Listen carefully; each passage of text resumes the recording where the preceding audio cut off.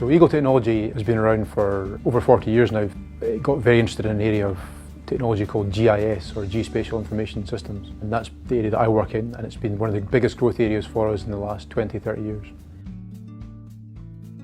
So 𝚸𝚃 has around 100 employees. Roughly about half of their GIS staff are from overseas. IT in New Zealand is strong at the moment. There's a lot more jobs on offer than there are CVs available, and that's a reflection of the fact that the industry is still growing, and we're seeing the GIS area growing especially quickly. I think a lot of our overseas staff have moved to New Zealand primarily for an improved lifestyle. We're based here in Wellington, and as capitals go, it's quite a good one to live in. It's very walkable. I think that's something that appeals to people. People who come from bigger cities and have been used to commuting large distances to their workplace. In Wellington especially, that's no longer an issue. Alongside that, there are opportunities professionally to develop as well. With the smaller organisations here, there's more room for manoeuvring perhaps, and more room for advancement as well.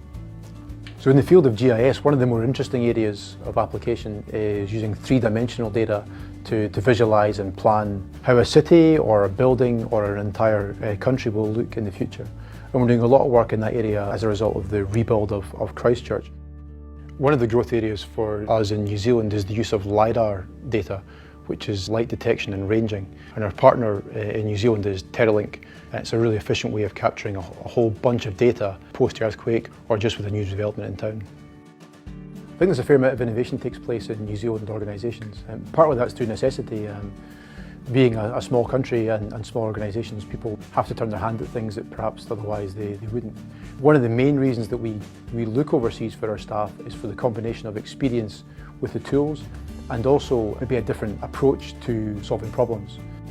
So we see overseas workers coming to New Zealand both with work visas and also with permanent residency status.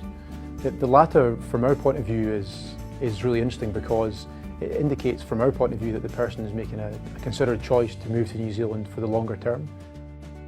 So if I had a tip for someone who's looking to come from overseas to New Zealand, it would be to do as much research about the country and the environment as they can. So housing in New Zealand is probably different to the housing you're used to in your own country, and so having a chance to look at that and speak to people who've come from your country to here would be invaluable in terms of choosing what's going to be suitable for you and for family if you're coming. Come and have a look around and see which part of New Zealand is best suited for your choice.